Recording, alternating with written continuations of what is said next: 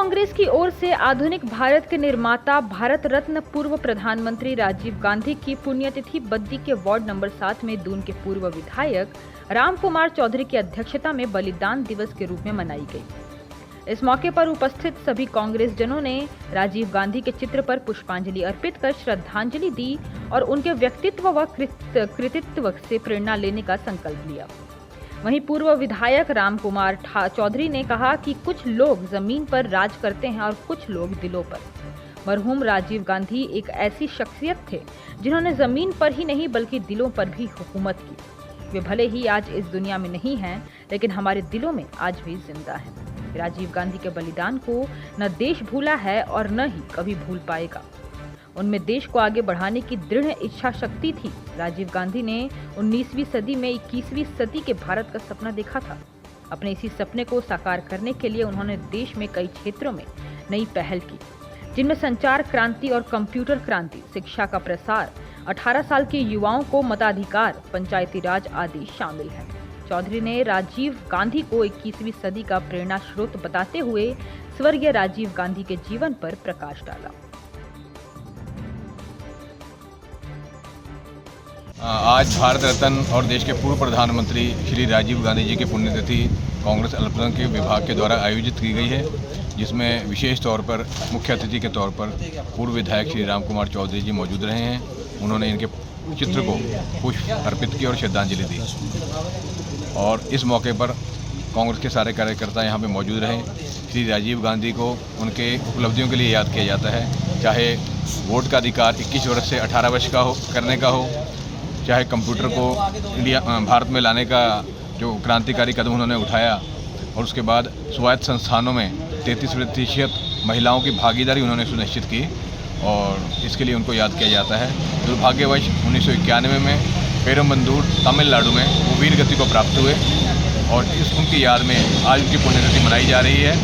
गत दिनों आपने देखा होगा उदयपुर में आयोजित चिंतन शिविर में भारत जोड़ो अभियान की शुरुआत आज राजीव गांधी जी की पुण्यतिथि से हुई है और हम ये उम्मीद करते हैं ये जो आज ये राजीव क्रांति जो आज उनकी पुण्यतिथि पे शुरू हुई है, आगे चलकर ये गांव-गांव, बूथ-बूथ में पहुंचेगी और यही उनको सच्ची श्रद्धांजलि होगी। बहुत बहुत धन्यवाद।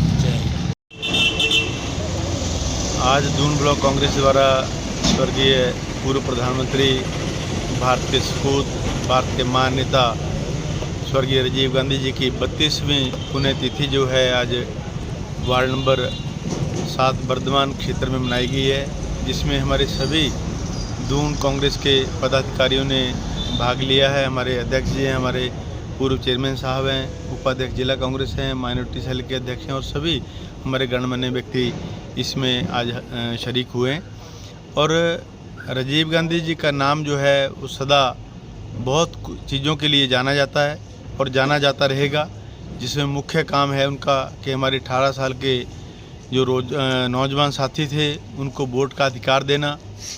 आईटी के लिए इन्होंने बहुत बड़ा काम किया। अगर आईटी आज भारत इंटरनेट से जुड़ा है, ऑनलाइन से जुड़ा है और भारत का पूरे जो कंप्यूटरीकरण का जो है आविष्कार, तो इन्होंने भारत में पहली बार कंप्यूटर लॉन्च किया, जिससे बहुत सभी पार्टियों ने जिसका विरोध भी किया और उसके लिए इनको सदा जाना जाएगा।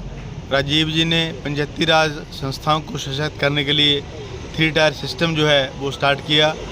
1995 में विधेयक ला के पंचायतों को और अधिकार दे के जो है जैसे पंचायत, ग्राम पंचायत, ब्लॉक समिति और जिला परिषद का गठन किया गया। इससे हमारे गांव का विकास जो है उसमें तेज़ी आई है और दिल्ली से जो पैसा चलता था वो पंचायत तक, गांव तक रुपये में से 15 पैसे पहुंचते थे। उस पैसे को 100% सुनिश्चित करने के लिए उन्होंने पंचायती राज को जो है वो उसको बढ़ावा दिया। पंचायती राज को और सशक्त करने के लिए उनको अधिक शक्तियाँ दी, जिससे जो है हमारे गाँव का विकास संभव हो उसका। तो राजीव गांधी जी भारत के महान सपूत हैं। इनके आखिरी शब्द थे कि मेरे खून का एक कतरा जो है वो भारत के काम आए और उसी के चलते जो है उसी दिन सेम डे लिट्टे ने इनकी हत्या कर दी। और राजीव गांधी जी बहुत सरल नेता थे। राजीव गांधी जी को आज के दिन मैं अपने श्रद्धा सुमन अर्पित करते हुए अपने दूर ब्लॉक कांग्रेस की तरफ से इनको श्रद्धा सुमन अर्पित करते हैं। हमारे ऐसे महान नेता जो हैं वो ऐसे कभी कभी पैदा होते हैं, तो उनमें से राजीव गांधी जी एक हैं।